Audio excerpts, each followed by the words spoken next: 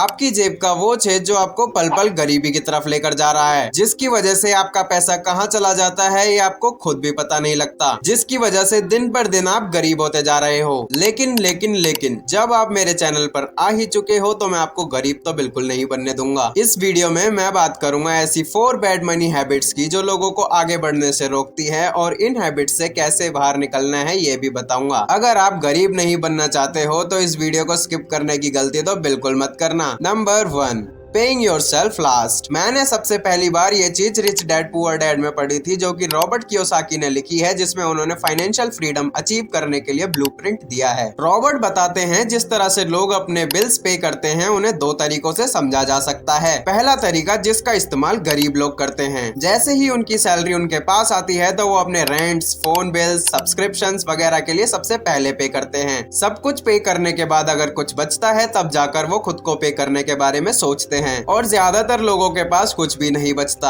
और वहीं दूसरा तरीका है जिसका इस्तेमाल अमीर लोग करते हैं, वो कम्प्लीटली पहले वाले का ऑपोजिट करते हैं। जैसे ही उनकी सैलरी आती है तुरंत उसमें से मिनिमम 10% निकालकर अपने सेविंग्स अकाउंट में डाल देते हैं, और सबसे पहले खुद को पे करना वो लोग उतना ही इम्पोर्टेंट समझते हैं जितना कि आप दूसरों को पे करना समझते हो। अब कुछ लोग सोच रहे होंगे कि वो अपनी सैलरी से दूसरी सैलरी मिलने तक का खर्चा भी मुश्किल से चला पाते हैं, तो खुद को कैसे पे करेंगे। लेकिन यहाँ एक इंटरेस्टिंग चीज ये है कि जब आप 10% सबसे पहले खुद के लिए बचा लोगे तो दूसरे खर्चे कैसे चलाने हैं इसके लिए आपका दिमाग अलग अलग तरीके खुद ब खुद सोचने लगेगा। तो बस मेन बात यही है कि पे yourself first. Number 2, the second bad money habit is getting comfortable with bad tap. आजकल छोटी छोटी चीजों को खरीदने के लिए लोग कर्ज ले लेते हैं, चाहे वो गिफ्ट्स है या क्लोथ्स है या कोई भी चीज। लेकिन हमें ऐसा नहीं करना चाहिए। हमें कोई भी अपनी मनपसंद चीज तभी खरीदनी चाहिए जिसको हम इजीली अफोर्ड कर सकते हैं, जिसके लिए हमें किसी डेब्ट की जरूरत नहीं है। क्योंकि हमेशा याद रखना, क्रेडिट कार्ड कंपनीज तभी कमाती हैं जब आपका फाइनेंशियल सिस्टम खराब हो जाता है, और वो कंपनीज भी यही चाहती हैं कि आप फाइनेंशियली अनस्टेबल हो जाओ ताकि वो पैसा कमा सके। हर क्रेडिट कार्ड का